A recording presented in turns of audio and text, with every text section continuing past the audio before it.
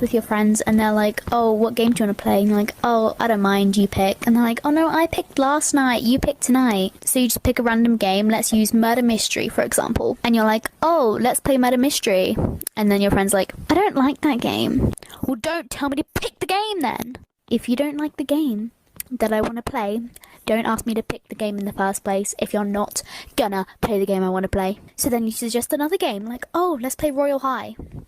I don't like Royal High. No, if you want me to pick the game, you gotta be happy with the things that I tell you. You gotta be happy with the game that I pick.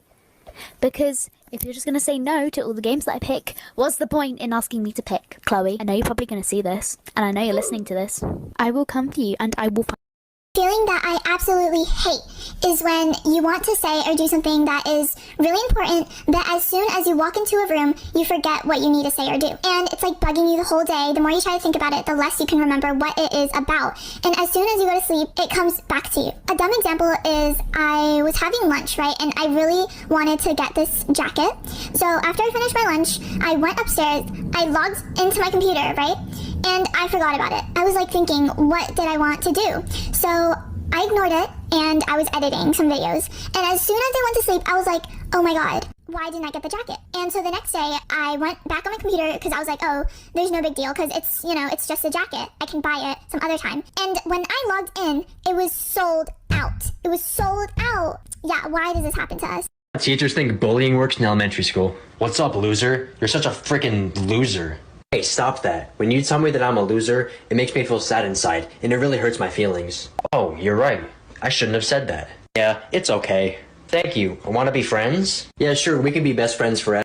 Last night, I was lying in bed and I realised something.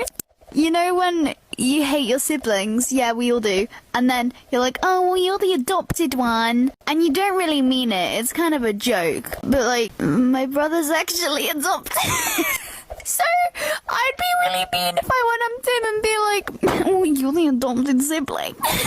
You guys ever raise your hand in class, like go up to the teacher's desk to ask a question, and you ask them like what you need help with, and they're like, well, what do you think?